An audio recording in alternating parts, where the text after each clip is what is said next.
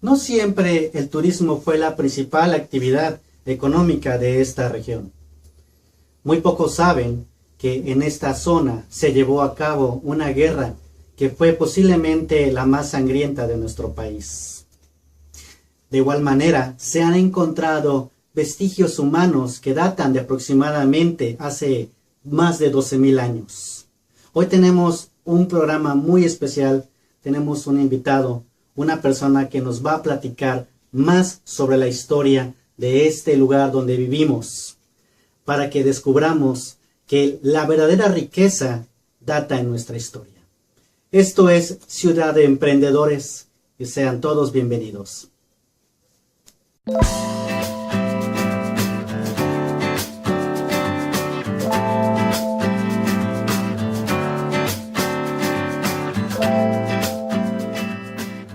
Shamanjá, Aguas del Norte, Playa del Carmen.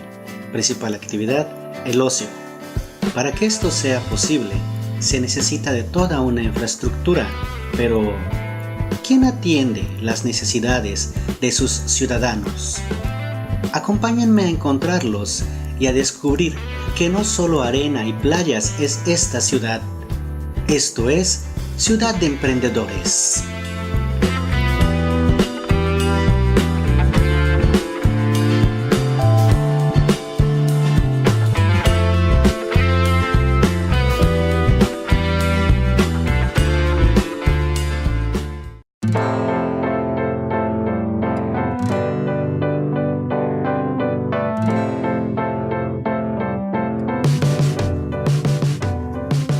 Bueno, pues aquí estamos. Hemos contactado a un gran amigo, tiempo de conocerlo. Él es José Luis Arellano. Hola, ¿qué tal? Él es un guía certificado del INAH. Bueno, platícanos un poquito de tu trayectoria, platícanos exactamente a qué te estás dedicando. Hola, mi nombre es José Luis Arellano. Actualmente pues trabajo en el taxi y pues tengo aproximadamente 19 años conduciendo un vehículo de servicio público. Y pues también soy guía certificado por la Secretaría de Turismo, Sectur, y pues tengo la oportunidad de conducir a las personas cuando me es posible también dentro de las zonas arqueológicas. Así es, así es. El tema por el cual he venido a platicar contigo es para que en tu experiencia nos platiques de los orígenes, de los primeros asentamientos que tenemos aquí en el municipio o tal vez en el estado. ¿Desde cuándo tenemos gente viviendo aquí? ¿Cuáles son los primeros registros? Bueno,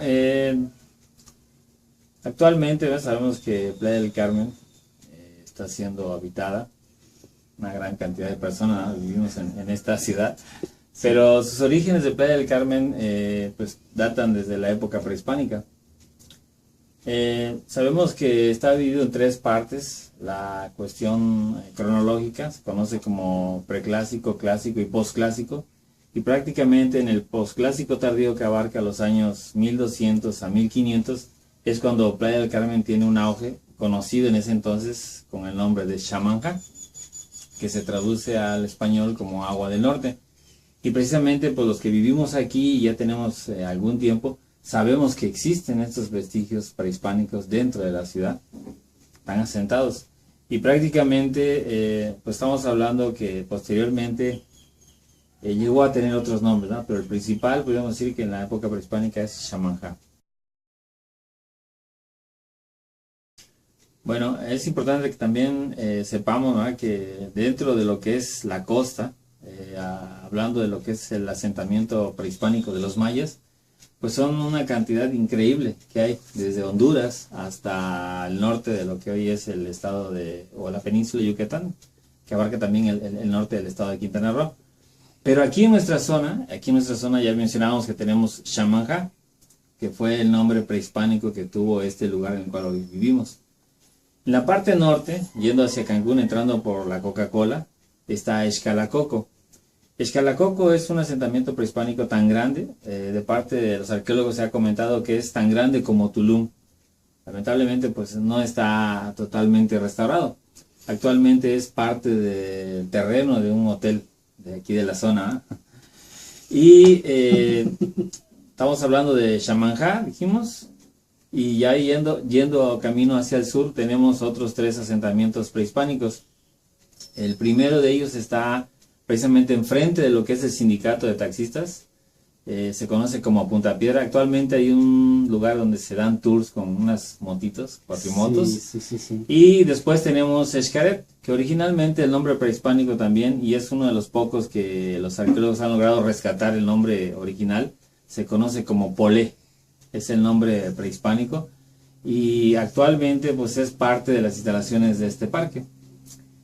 Mucha gente no lo sabe, pero el que quiera ir puede hacerlo.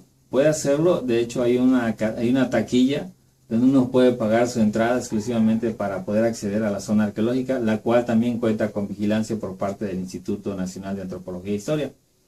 Y el último sitio que tenemos es el que está precisamente en Calica, se le conoce como Rancho Ina. Si ustedes vienen camino de sur a norte y entran por la parte donde está el puente, precisamente de su lado izquierdo van a encontrar, una vez que ya hagan ese movimiento de meterse de la carretera hacia las instalaciones de Calica, del lado izquierdo van a encontrar los vestigios arqueológicos. No están abiertos al público. Aclaro, es importante también, no sé si quieras que hagamos esa observación, saber que es un sitio arqueológico y una zona arqueológica. Por favor, explícanos. Sí, un sitio arqueológico es donde sabemos que hay vestigios arqueológicos, vamos a decir Xcalacoco, vamos a decir pues también abarca Shamanjá, lo que hoy es Playa del Carmen, abarca también Punta Piedra y Rancho Ina en Calica. Y el único que sí es una zona arqueológica de estos 5 sitios es el que se encuentra en el Parque Xcaret, que dijimos que es Polé, porque la diferencia es, dijimos, cuenta con un costo de entrada, claro, cuenta con vigilancia y también cuenta con algunas instalaciones, como por ejemplo cuando uno va a Tulum hay servicio de guías, hay servicio de baño. Todo esto hace la diferencia de una zona arqueológica a un sitio arqueológico.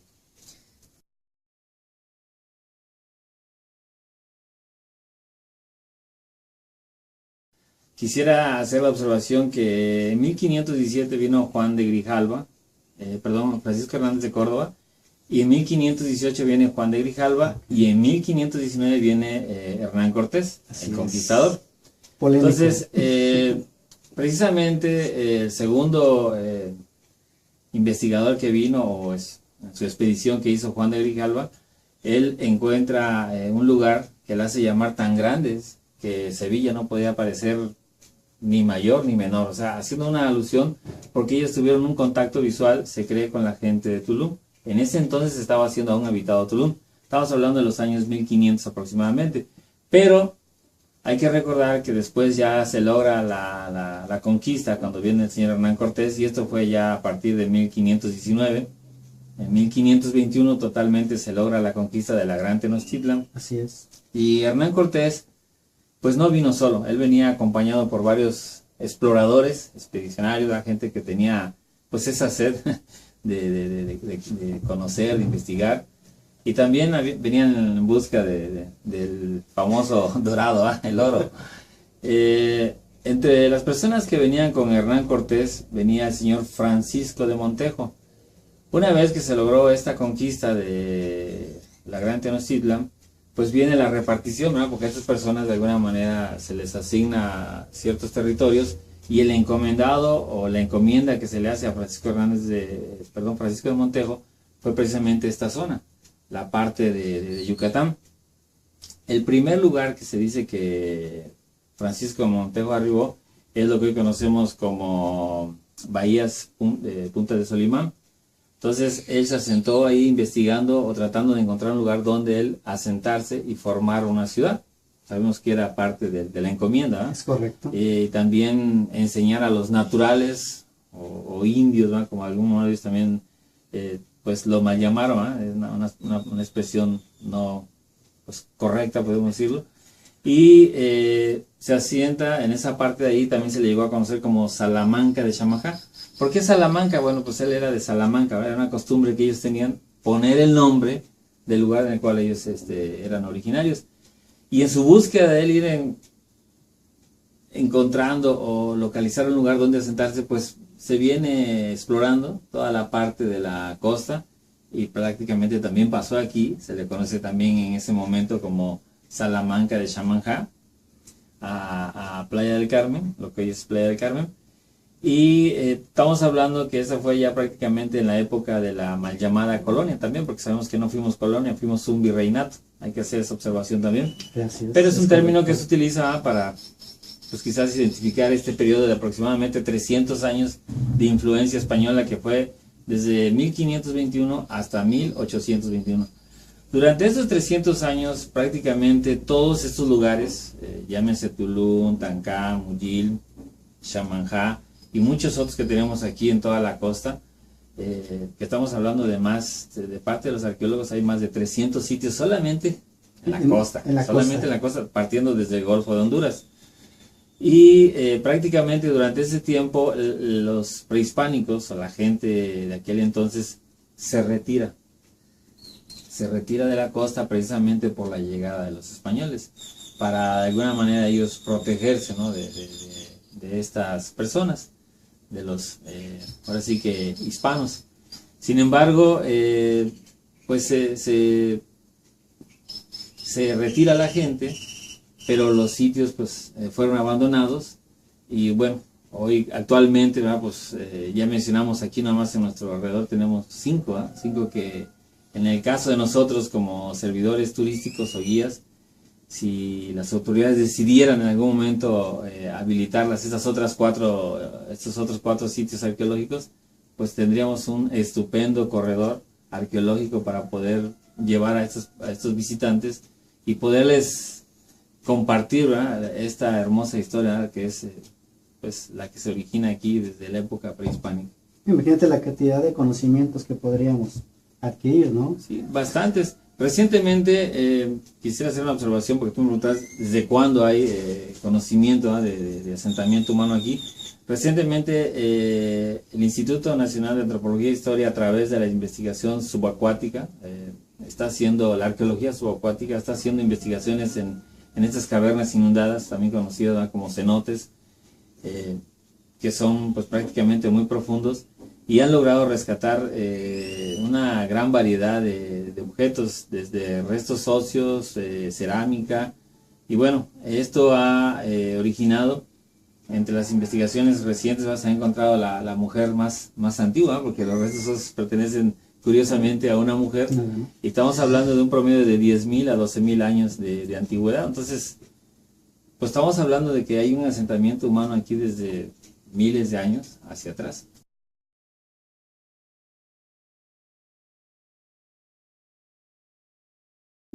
Bueno, siguiendo con la línea del tiempo, habíamos dicho que fueron 300 años de influencia por parte de o de dominio por parte de los españoles, e influencia también, ¿verdad?, en todos los aspectos. Nuestro idioma. Religión, idioma, la cuestión gastronómica, bueno, nuestros rituales, ¿verdad?, también se mezclaron, los prehispánicos con los nuevos rituales de la nueva religión. Pero a partir de 1821, que se consuma la independencia de México, pues se pensó que las cosas iban a ser mejores, que se iba a vivir de una manera más, pues ¿cómo podemos decir?, más libre, ¿verdad?, porque hay que recordar que los indígenas de aquellos entonces habían sido oprimidos durante esos 300 años, y pues de alguna manera se buscaba, ¿no?, esa libertad. Hay 2 investigadores muy interesantes, uno era inglés y el otro era americano, el señor Catherwood y Stevens. Ellos tienen un libro que se llama Incidentes de un viaje a través de Yucatán. En este libro ellos describen cómo vivían los mayas de ese entonces, y ellos agrupan cuatro grupos. El primero de ellos es el que de alguna manera ya tenía esa posición económica, ya tenía una solvencia económica, vamos a decir que ya eran caciques, caciques que de algún modo también protegían a los de su misma clase, de donde ellos venían. Podemos hablar como por ejemplo Manuel Antonio Ay, que es parte importante de este movimiento que tú mencionabas, la Guerra de Castas, Cecilio Chi, y bueno, hay otros personajes que también podemos mencionar, pero de los más importantes quisiera hacer alusión a estos 2. Este movimiento de Guerra de Castas se origina en el año de 1847, el 30 de julio. Unos días antes hubo un incidente en el cual Manuel Antonio Ay, sin querer queriendo, se le cayó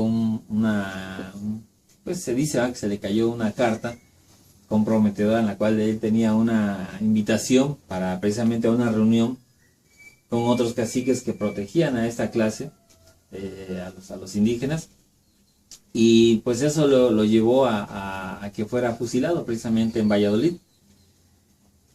Y también menciona el señor Catherwood Stephens que los otros tres grupos de mayas, ya dijimos los que tenían una posición económica, eran los que vivían en las haciendas. Estos eran esclavizados. Estos vivían nacían y morían en una hacienda. Y con estas famosas tiendas de raya, ¿no?, donde todo les apuntaban, todo lo que ellos consumían, todo les apuntaban, pues nunca terminaban de pagar sus deudas. Se le daban a los hijos a los nietos y así sucesivamente. Había otra clase de mayas que ya de alguna manera había logrado tener un terrenito en el cual ellos sembraban, cosechaban algunas cosas, de alguna manera pues ya eran autosustentables. Y este era el tercer grupo que ellos mencionan. El último grupo es un grupo que se le conoce como los mayas huites. Se dice que esos estaban asentados en la parte que actualmente es la frontera entre México y Belice, en esa parte, en ese territorio. Y estos eran unos mayas que vivían de una manera seminómada. Vivían de lo que les daba el monte, lo que ellos lograban recolectar y cazar. Entonces, prácticamente son cuatro grupos de los cuales ellos hacen mención. Mencionaba yo a algunos de estos caciques, ¿verdad?, que ya de alguna manera estaban asentados, Cecilio Chi y Manuel Antonio Ay, que son parte pionera de este movimiento que se da, conocido como la Guerra de Castas. Cuando es fusilado Manuel Antonio Ay en Valladolid, en aproximadamente la fecha de 27 de julio de 1847, pues el señor Cecilio Chi se enoja, y él era el cacique de Tepic. Manuel Antonio Ay era el cacique de Chichimilá, un pueblito que está muy, muy cercano a Valladolid, al igual que Tepic.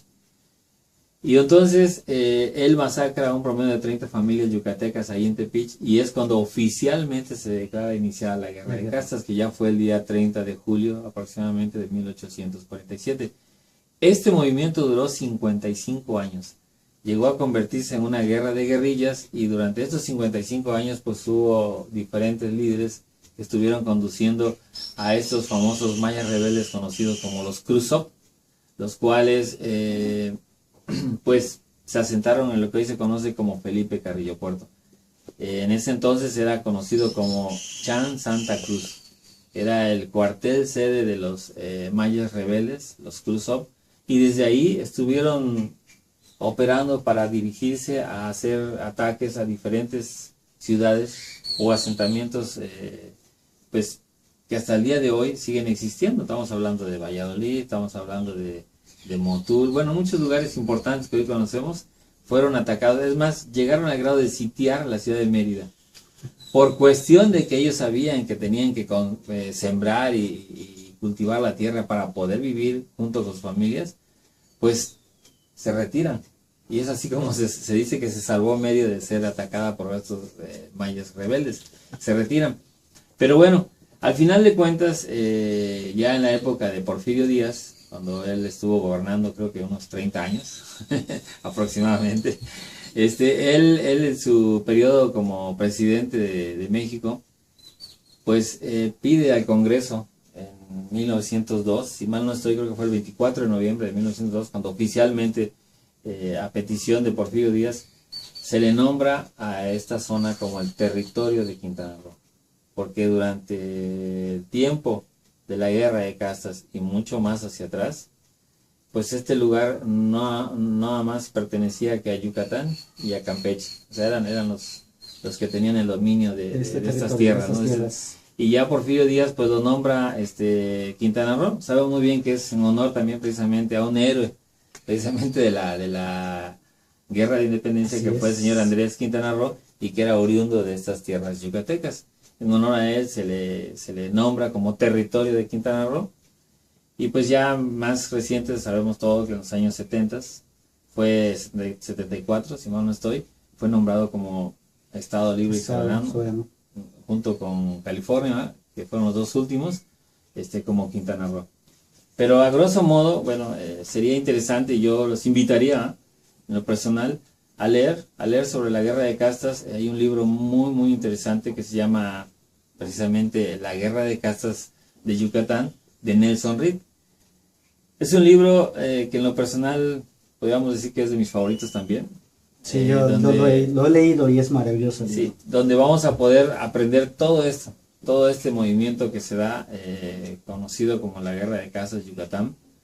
La gente, pues, de alguna manera ya estaba cansada, ¿no?, de la influencia española, que pues no nos la podemos quitar tan fácilmente después de 300 años. Son 300 años. Y curiosamente, quisiera también hacer una observación. Si tienen ustedes la oportunidad de visitar lo que hoy es conocido como Felipe Carrillo Puerto, también se le cambió el nombre porque pues, sabemos que Felipe Carrillo Puerto, oriundo de Motul, Yucatán, fue un defensor precisamente de los indígenas. Entonces, este libro, ustedes lo llegan a leer, van a aprender cosas tan interesantes. Les voy a mencionar una de ellas, de las tantas que hay ahí, que cansados ya de la influencia española, los mayas rebeldes llegan a Valladolid, toman Valladolid. Curiosamente se llevan a Manuel Sierra O'Reilly, hermano de un personaje muy famoso. Si ustedes han visitado Mérida y han recorrido el Paseo de Montejo, hay una estatua en el Paseo de Montejo dedicada a Justo Sierra O'Reilly, hermano de este señor del cual estoy hablando, que él era un sacerdote. Llegan los mayas rebeldes a Valladolid y se lo llevan a su cuartel, a Chan Santa Cruz. Y curiosamente, en Chan Santa Cruz o Felipe Carrillo Puerto, el dato curioso que les quiero dar es que hay una iglesia construida por manos indígenas, como siempre fue, pero también ideada por mentes indígenas. Es única en su tipo. O sea, es un dato histórico, algo que vale la pena, así como también ustedes pueden en este libro encontrar una cantidad increíble de datos muy, muy, muy curiosos, como también, voy a mencionar uno más por último, que en la época de la guerra de castas fueron llevados de aquí, de Yucatán, esclavos mayas a Cuba para la zafra de la caña. Imagínense, por ahí se dice, no sé qué tan cierto sea, que en Cuba todavía hay descendientes de estos mayas que fueron llevados y que siguen hablando la lengua maya. Por ahí se dice, no.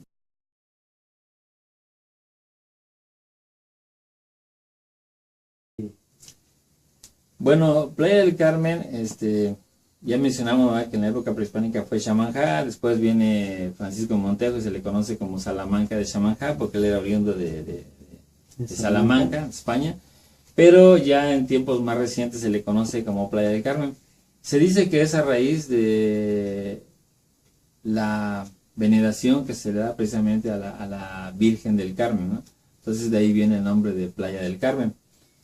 A partir de 1900, cuando ella ha nombrado territorio de Quintana Roo, nuevamente al finalizar la guerra de castas, mucha gente huyó de todos esos lugares que fueron atacados por los mayas rebeldes, por los Khrushchev, y en el afán de buscar lugares donde estar en paz, ¿verdad?, y que no fueran atacados, porque realmente fue una guerra muy sanguinaria. Se dice por ahí que murió un promedio de 250,000 de gente en ese movimiento. Entonces la gente huye. Empiezan a habitar nuevamente Cozumel, empiezan a habitar nuevamente Isla Mujeres en el afán de buscar un refugio, un resguardo para no ser atacados por estos mayas rebeldes. Entonces, en estos años ya después de que es nombrado territorio de Quintana Roo por el señor Porfirio Díaz, presidente de aquel entonces, se dio un movimiento también en el cual de una manera curiosa, los soldados mexicanos peleando contra los soldados americanos, ¿verdad?, en aquel entonces cuando defendían el territorio que nos quitaron, conocido como Texas, parte del territorio que nos quitaron, porque fue bastante. Los soldados vieron que los soldados mexicanos traían algo en la boca y movían la boca, entonces le preguntaron, ¿qué traes en la boca? O sea, les empezó a dar la curiosidad, ¿no? Y entonces resulta que pues ellos llevaban el chicle, lo usaban ya para mascarlo, era algo, pues ahora sí que una costumbre, ¿no?, que se tenía. Pero el chicle natural, sabemos que aquí tenemos el árbol del chico zapote, del cual es extraído se sangra, ¿no? El látex, se sangra el árbol. Es una técnica que también, pues quizás algunos han visto las huellas en los árboles, como están rasgados así en forma de cruz, ¿verdad? Así que Ajá. es el corte que se hace en la corteza del árbol. Y al pie del árbol se ponía un recipiente, de alguna manera se capturaba este sangrado del árbol y se extraía la goma natural. Entonces ya los soldados mexicanos la traían. Y por ahí se dice, ¿verdad?, que alguien pues lo patentizó. Un tal Adams, Adams. un tal Adams, y hasta los chicles Adams, ¿verdad? Bien por amigo ahí. de Don Porfirio. Pero bueno, curiosamente les regalamos algo al mundo, así como le hemos regalado muchas otras cosas a los mexicanos. Y también es curioso saber que la palabra chiclet es una palabra que se deriva de la lengua maya. Chi es boca, clet es el movimiento, de alguna manera está uno haciendo con la goma en la boca, valga la redundancia. Entonces, durante este periodo de 1908 viene un apogeo, ¿no?, de la explotación del chicle, y aparte también pues la gente empezó a moverse nuevamente, empiezan a habitar estos lugares que habían sido abandonados durante la época de la colonia, dijimos, de la época de la colonia, una vez llegaron los españoles, y vuelven a ser rehabilitados estos lugares. Decíamos Cozumel, decíamos Isla Mujeres. Bueno, pues Cozumel, aquí Playa del Carmen es un paso obligado para llegar a Cozumel hasta el día de hoy, lo sigue siendo. Es correcto. Entonces, podemos pensar que eso también originó que la gente se asentara aquí y surge como tal, como Playa del Carmen. Y es actualmente así como se le conoce. Ya en tiempos más recientes, van en 1993. 93, sí. Si mal no estoy, en la época del señor Carlos Salinas de Gortari, que tenía muy de moda ponerle todo solidaridad, pues le puso solidaridad a Playa del Carmen, el municipio de Solidaridad, el 28 de julio de 1993, si mal no estoy. A partir de ese momento ya nos convertimos en el municipio, y bueno, es parte de la historia que ha tenido pues esta bella ciudad, por decirlo así. Realmente te agradecemos este paseo histórico por nuestra bella ciudad. Bueno, ¿algo más que quieras agregarnos? Pues, más que nada, sabemos que somos un país que no nos gusta leer mucho, pero yo los invitaría a que lean. Precisamente esa fue una de las razones por las cuales yo me motivé a aprender y a conocer sobre la historia de nuestros alrededores, porque la gente, cuando yo la llevaba a mi vehículo, me preguntaban. Y pues es muy triste no saber contestar, ¿no?, o decir realmente algo que sea pues verídico, ¿no? Luego a veces uno se avienta algunos cuentos por ahí, ¿verdad?, que nada que ver.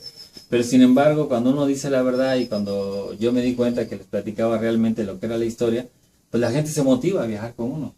Y es una de las razones que para mí pues ha sido una satisfacción muy, muy personal. Y dentro de los libros que yo les invitaría a leer para aprender un poquito sobre nuestros alrededores, ya mencionábamos La Guerra de Castas, mencionaba yo al señor Carter Stevens con Incidentes de un viaje a través de Yucatán, que muy curiosamente Cecilio Chi lo compró. Lo compró porque otro dato curioso es que también lo van a aprender en el libro de Guerra de Castas de Yucatán, de Nelson Reed, que es otro libro que también les recomiendo. Es que Cecilio Chi compró este libro porque ya estaba traducido al español. ¿Y saben ustedes por quién? Por Justo Sierra Riley. Volvemos a nombrar al señor Justo Sierra Riley, que era una persona que tenía, pues, estaba muy bien preparada y tenía un gran dominio del inglés. Entonces, yo los invito a leer. Dijimos Guerra de Castas, Incidentes a través de un viaje de Yucatán. Y también hay un libro muy, muy interesante que recientemente fue escrito por una arqueóloga que radica en Puerto Morelos. Ella se llama Lorena Cariaga. Yo los invito a que consigan este libro. Se llama Breve Historia de Quintana Roo, en el cual ustedes van a poder aprender más de lo que es tanto Playa del Carmen como los demás municipios que tenemos en el estado, y muchos otros datos interesantes. El por qué, por ejemplo, no se asentó Francisco Montejo en esta zona. Pues sabemos que era difícil, ¿no?, vivir entre mosquitos, y luego zona pantanosa y el mangle. Entonces son datos que se mencionan precisamente en este libro de Lorena Cariaga. Repito, se llama Breve Historia de Quintana Roo, y ustedes los pueden conseguir, vale la pena. Entonces eso sería por último mi comentario, ¿eh? Invitarlos a leer, para que de alguna manera también cada uno de ustedes pueda aprender más y pues ahora sí que aculturizarnos, ¿no? Que tanta falta nos hace. Pues bueno, de veras que fue sabroso hoy este curso, este pequeño curso de historia. Como siempre vamos a poner aquí abajo todos los links para que puedan ponerse en contacto con Luis, claro, para seguir estudiando y seguir aprendiendo más de este destino que, como decimos, no solamente es arena, no solamente es sol. Yo soy su amigo Andy, de verdad, muchas gracias. Sígansela pasando bien como siempre. Nos vemos en la próxima.